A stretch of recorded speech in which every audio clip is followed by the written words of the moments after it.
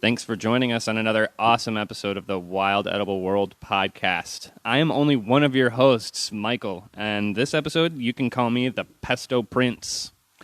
Hey there, it's Steve. You can call me Tzatziki Steve this episode. This is a pretty cool episode. I think so. This is probably the most commonly found. I don't know. I feel like a lot of the last ones have been. Anyway, this is episode Purslane. Yeah, it's Purslane. I mean, this is another garden nuisance that a lot of people encounter whenever they're weeding their gardens. Most people will recognize this plant because they're like, "What's this? How'd this succulent, this plant that I buy at Home Depot, show up in my garden?" And a lot of the times, it's this plant Purslane, which, as we'll talk about, gets around.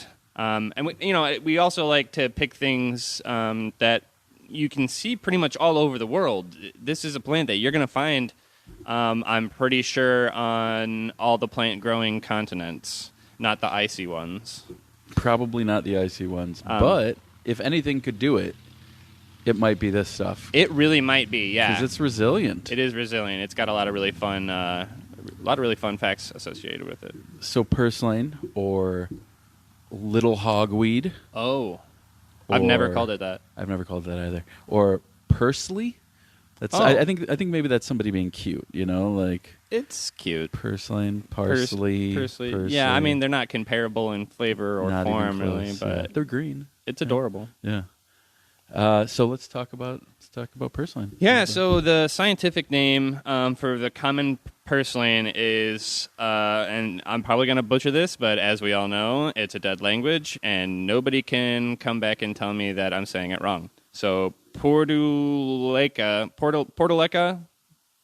oleracea. Oh wait, so the C. Okay, yeah, I think that's good enough. We're going to leave it there. It's good. Yeah. Yeah, it's fine. It's the Portulaca genus. Portulaca. So however that's pronounced, that's the genus that this Purslane is found under. It's a low to the ground growing plant. It pretty much kind of comes out of the ground and just like spreads out, sprawls out, and it never gets any taller than around 6 inches in height. But it can grow out to, I don't know, like a couple feet. I've seen it pretty darn big, man. You can get them pretty big. Yeah.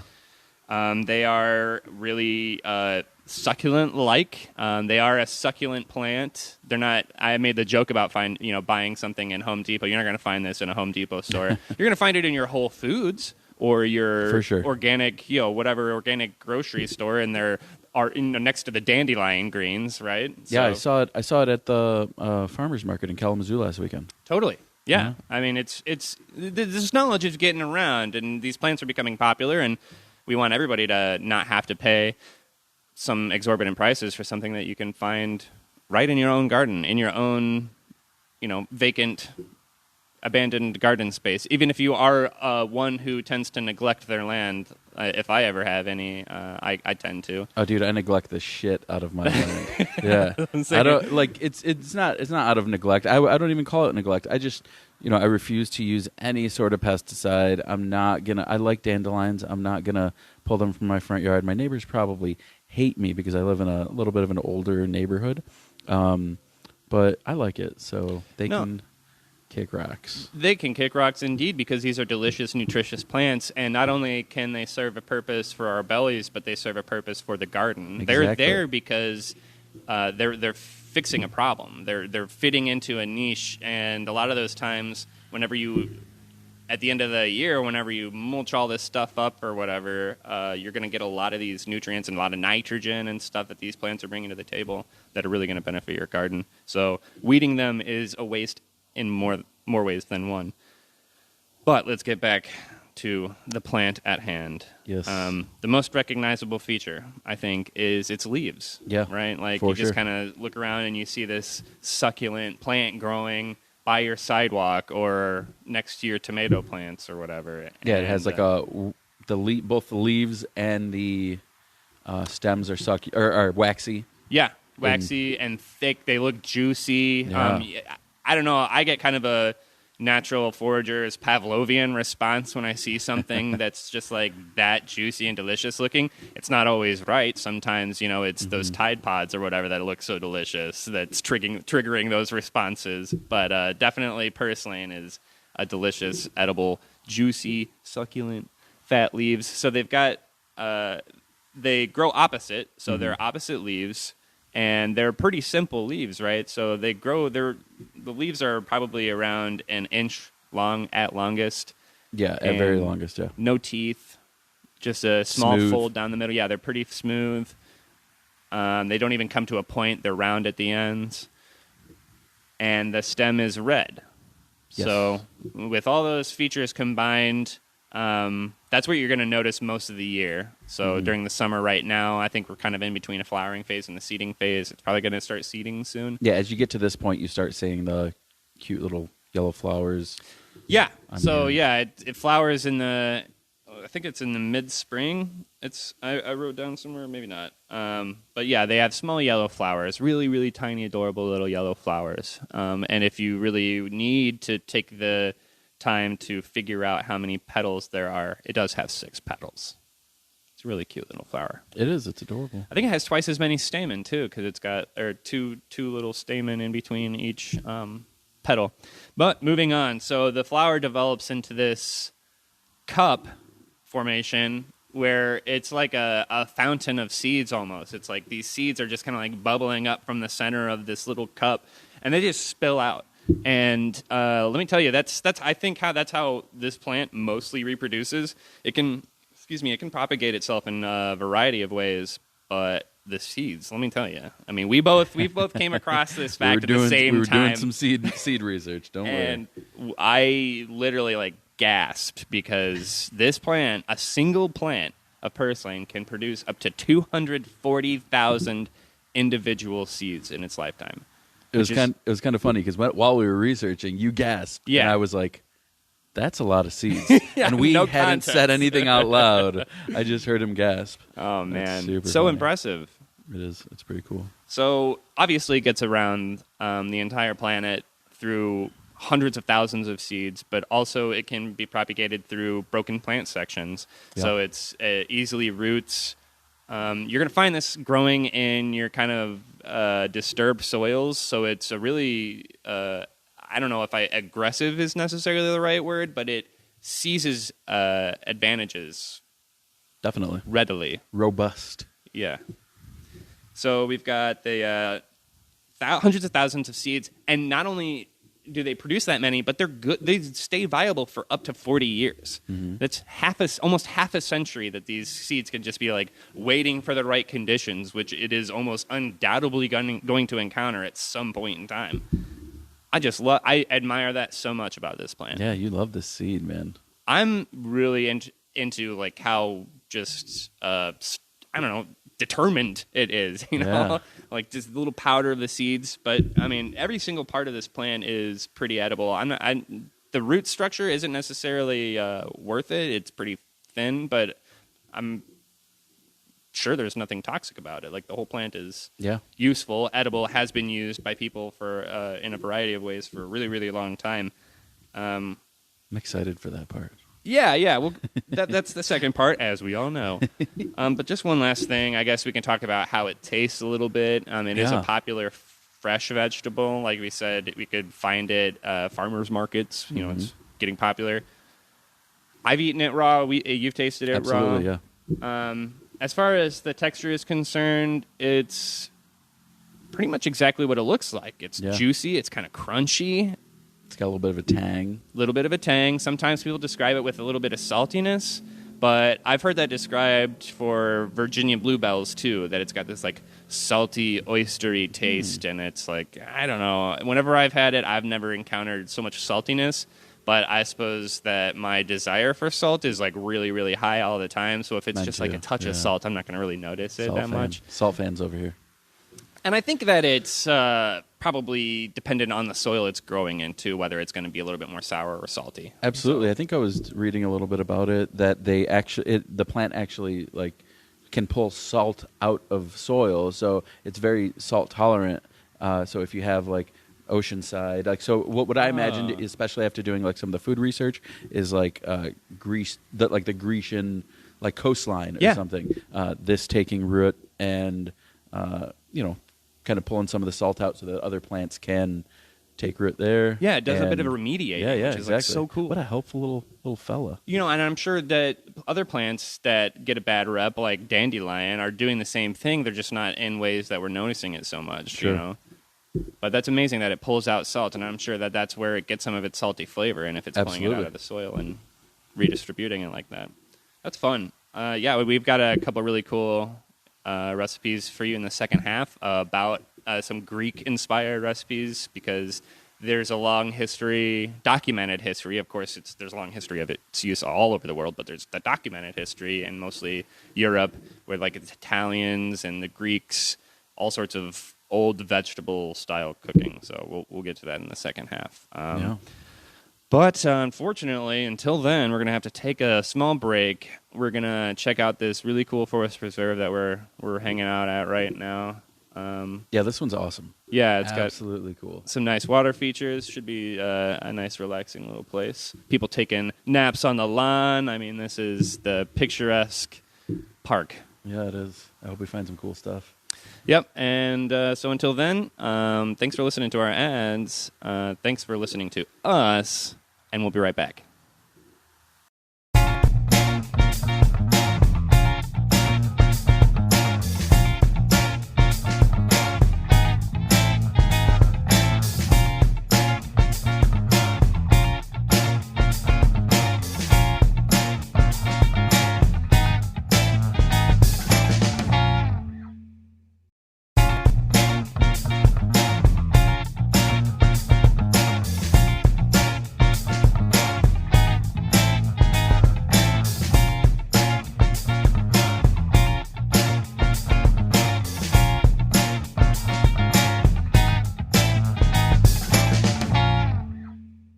Thank you for joining us back here on the Wild Edible World podcast. Thanks for listening to the ads, and thank you to Brett Westcott for doing our awesome music. Thanks to my lovely wife, Laura, for doing the awesome art. We love it. And thanks to Steve for being here and doing this fun show with me. Thanks to you, pal. We have a good time. Yeah, definitely. Let's get into what I consider to be the fun stuff. Yeah, the better second half. Yes. So I guess we'll start it out with some newts. Nutrient. All right. So per our usual 100 grams, you get 3.39 grams of carbohydrates, 0.36 fat, a negligible amount of fat, 2 grams of protein, and then just to get into the vitamins there, a little bit of vitamin A. Actually, there's quite a bit of vitamin A. I don't know how many 1,320 international units is, but sounds like a good amount. Hey, man, that's enough for me. Absolutely. And then we have 4% thiamine, 9% riboflavin, 3% niacin, 6% B6, 3% folate, 25% vitamin C. That's a pretty good daily value. That's a good portion of vitamin C. Vitamin C. And then the kicker, vitamin E, 81% of your daily value.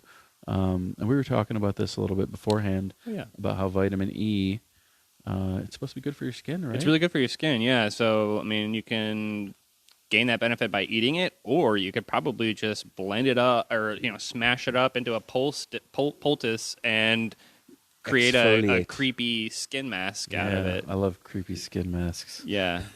Or what do they call that? A vegetable mask, or cucumber mask, or whatever. Know, but it sounds cool. Yeah. Can we just keep it creepy skin mask? Creepy skin mask. Yeah. 7% calcium, 15% iron, 19% magnesium, 14% manganese, 6% phosphorus, 11% potassium, and 2% zinc. And what about H2O, Mike? What do we got? Oh, we got 93 whole percent. Water. Lots of water.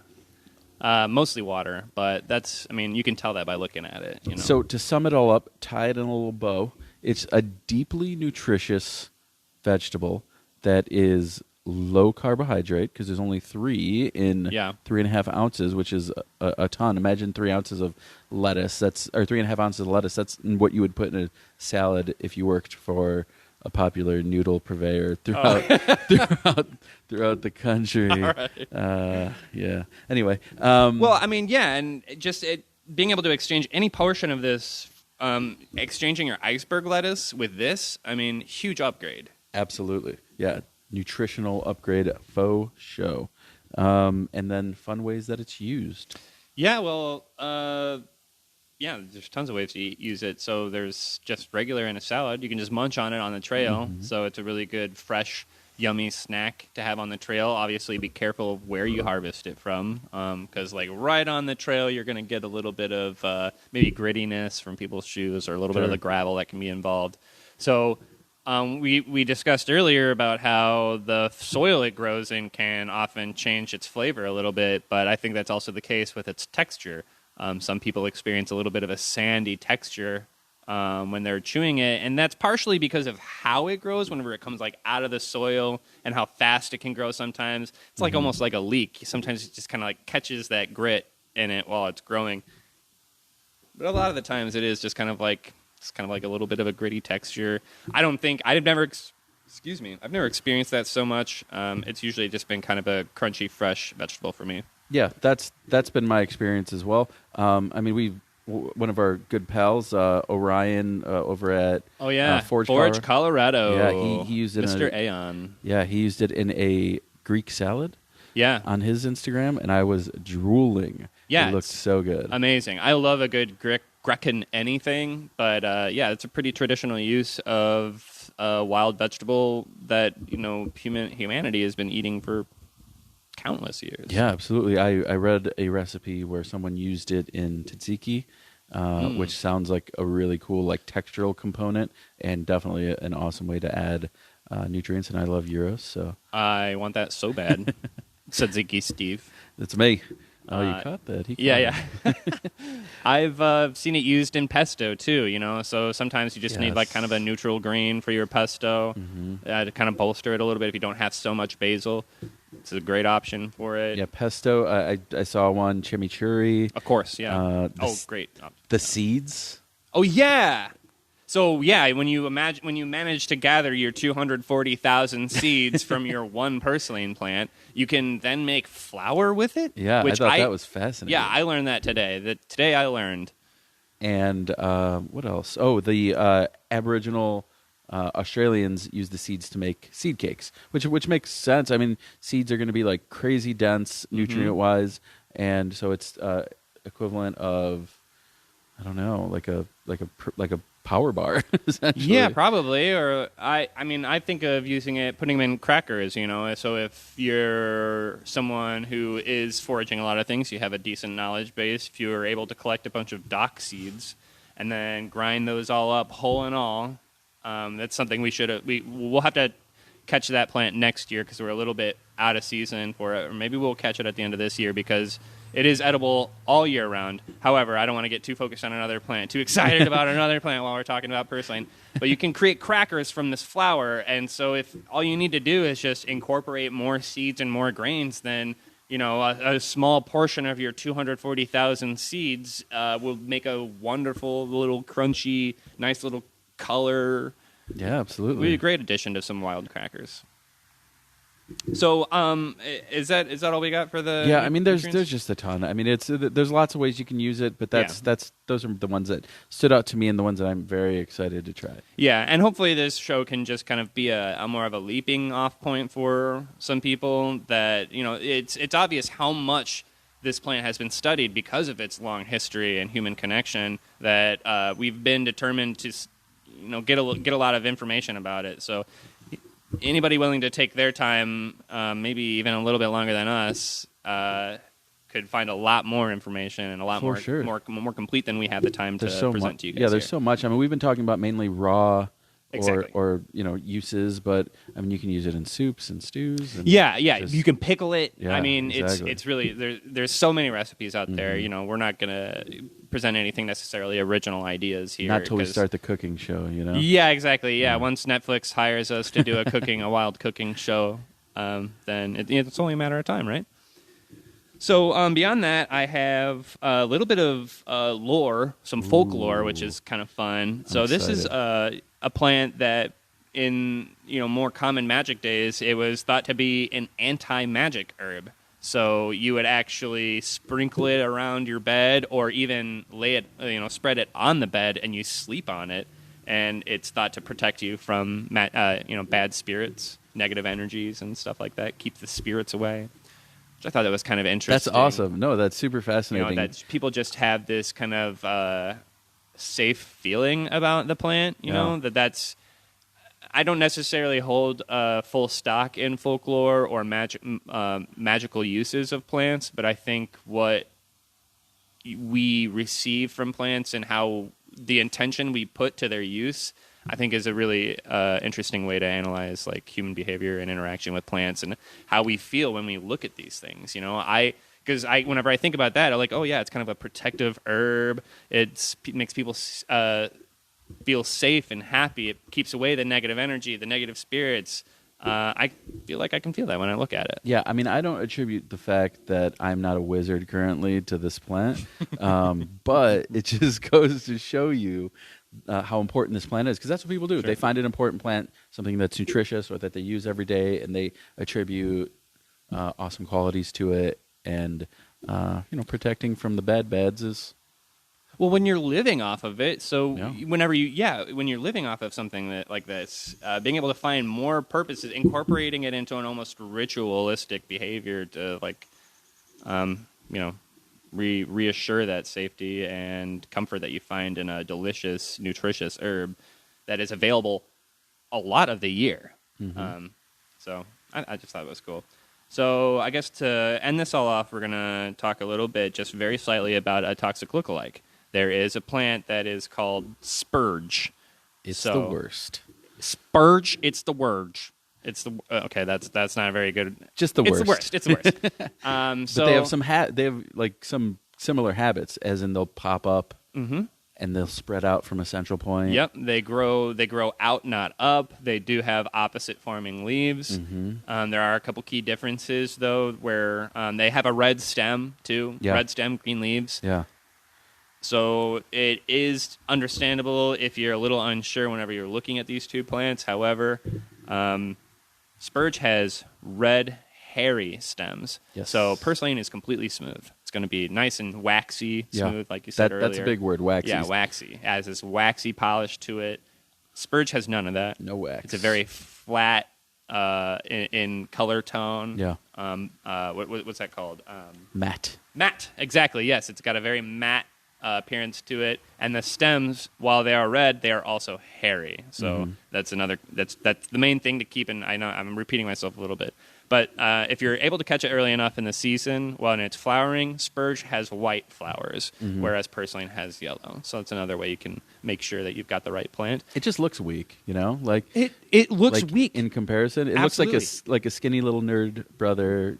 It's stemmy, it's thin, it doesn't look as juicy and just crunchy. It looks like it would get caught in your teeth and it's going to be stringy. Yeah. I feel like whenever, how you can like look at things, and if you want to imagine how it feels when you lick it, you can you already know before you have to. I don't know if that's kind of a weird experience. I saw that on the internet once. If you see something and you think about what it feels like to lick that object, most of the times your tongue already knows what it feels like.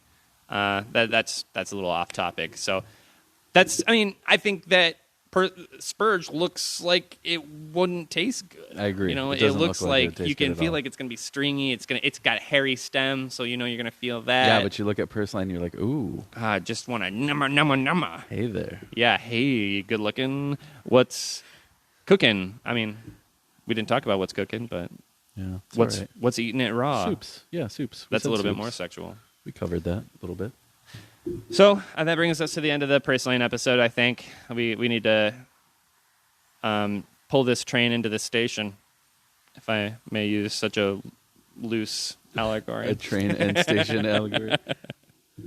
But yeah, thanks for listening to another awesome episode. We hope you learned something. I know I learned something even just researching it. So just about every time. And we love all the kind comments and things like that on our social media. Mm-hmm. Yeah, send us messages, send us comments. We'll try to get better about maybe tagging who's responding, like, dash Michael, dash Steve, so that, I mean, we operate as a unit, though. We're a team. Yeah. But yeah, we love the interaction. We love responding to any comments, messages. If you guys have suggestions on episodes you guys would like to listen to.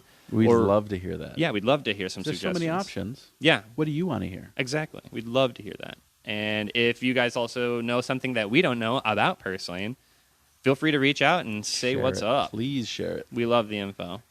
So we'll see you next time in this wild edible world where you can find the best food for free. And guess where you're going to find it, Steve? Where's that? You're going to find it low tide, curbside, and trailside. Switching them up. See you next time. Bye-bye.